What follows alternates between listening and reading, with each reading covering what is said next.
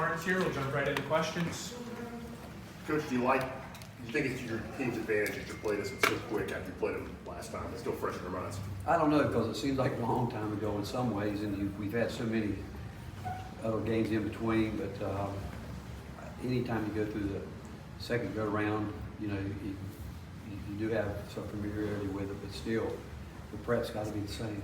And I do know that we've got to do a lot better job defensively than we did the first time.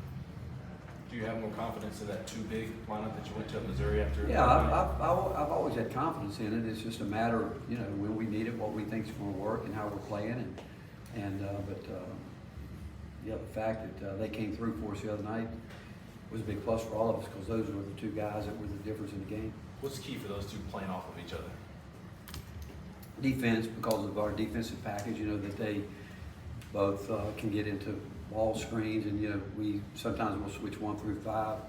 Normally we'll go 1 through 4, but if one of them's at the 4, which would probably be Tobey, he would be in more switching than he's normally used to. But he did a good job the other night, and he's gotten better with it. And so the better all of those guys get where we can switch, it helps us.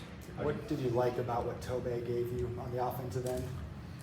Positioning, you know, I thought he worked hard to get his space, and he's getting better. And he's a guy that you know, he plays with force, and he works hard to try to get his space for the most part.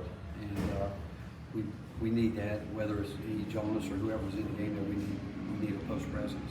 How do you feel your rebounding has improved from the last time you played A&M? It's got to get better. I mean, you know, you're talking about a team that, again, there's none better really, and it's not just a matter of blocking out. You've got to be able to go finish the play and go get it. So I think anybody that plays against, you know, some of the best teams know that rebound is a major part of it, and we've got to continue to get better there. I mean, I don't think we're where we want to be, and certainly what we need to be, but we need to be there tomorrow. I don't think A&M's won since they played y'all. Just from watching the tape, what's gone wrong for them? I know one thing, they played hard. You go back and look at the Alabama game where Alabama, I think, made 18 threes. Their effort was phenomenal. I think, 27 offensive rebounds, and but they're, you know, Buzz's team's going to play hard. They're going to go at it, and I think if you talk to coaches in general, it's when you're not making shots, it's difficult. When you are, it gives you a little bit more room for error. But I can only tell you, they continue to play hard and aggressive and do what they do. But our league has a lot to do with it, and the fact that we all know each other so well, and games are going to be decided by a couple of possessions here or there. You've talked about this group losing their poise at times and playing one-on-one. Is that something that can be corrected this time of the year? Well, I think it is, if you can look at yourself and be real with yourself and know that. And poise can be, it can work a couple different ways. I mean, you know, when things aren't going well as a team, and each player thinks, well, I got to go make something happen, that's losing your poise as a team, and not trusting your teammates and trusting what we've done and what we do to get us to this point. And just being, you know, that's a form of toughness too. Staying calm, cool, collective when it's not going your way, but know that if you continue to let your habits work, you like to think in the end it's going to work out for you. But I think it's something that it's learned. I'm not sure anybody's born with it. I think it's something by going through adversity and different trials in different areas, how you learn how to deal with it, and it's important, especially from a guard standpoint. Was the other night a step in the right direction in terms of regaining that poise in the second half? I do think that when we went big and that group, we were down, we put that group in, and we got a group out there, and again, defensively, we were solid, but just the fact that those guys were able to come in and play the way they did, I think it just shows the versatility that we can play with our team. And I mean, we can end up putting Josiah back on the perimeter where he played a lot, so we can get even bigger if we want to. But it's a matter of still, we've got to continue to improve defensively and with everything we're doing on that end. What does it say about Dalton? I think he missed his first 6 shots and then was able to put that in the rear view, make 6 of his final 8. Well, again, that's what I think good offensive players do. There's going to be nights you make them, nights you don't. But all we've told him is that, you know, he can score a lot of different ways. He doesn't have to be making threes. You know, he can get out and run. He can get the offensive boards. He can play in the mid-range, and we do a lot to try to get him the ball where we think he's effective, where I think he wants the ball. But he can, again, score at many different levels. But the fact is, I do think he's a guy that has that mindset. I think Jordan Gaines got that mindset. I think the guys who got that mindset. They think the next one's going to go win, and they're not afraid to keep shooting.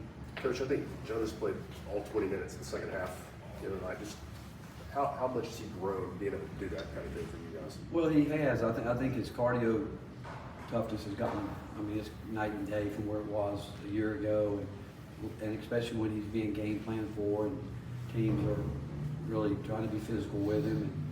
But he impacts the game. His length is major for us around the rim, but he's got so much more growth, room for growth, and we're hoping he'll keep pushing the way he is right now to get there. All the hype surrounding the game, it's a sold-out checker game. It's important in SEC play to keep the main thing the main thing. What are you kind of looking for your team to get into the win column?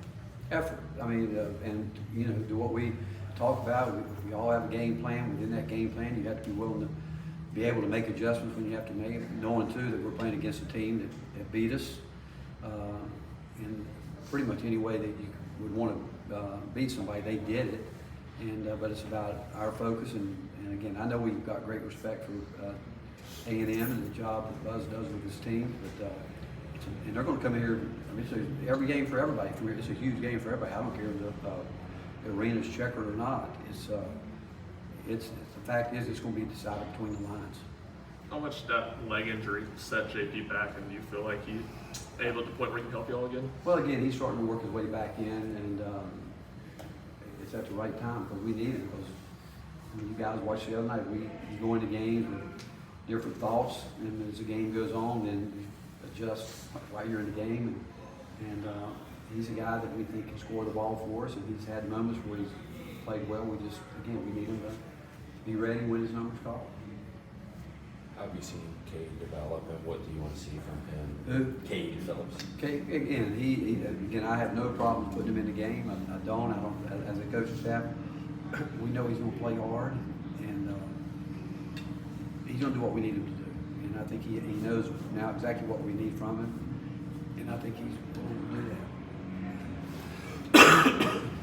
Just a fun question about the managers. Not everybody sees what they do, but what do the managers mean to you? Well, they're such a huge part of our program. I mean, not only are they respected by everyone here, but our players have a great deal of respect for them in the way they treat them. They know they're there to help them. They're not going to take advantage of that.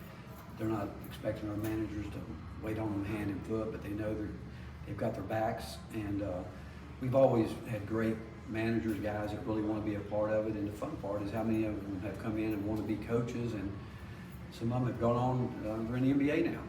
And so it's been fun watching guys, different paths that come through here, but so many of them, again, have used this situation, whether it's to get into coaching or administration, it's been good for them, and we couldn't go without them, and again, they're highly appreciated and respected.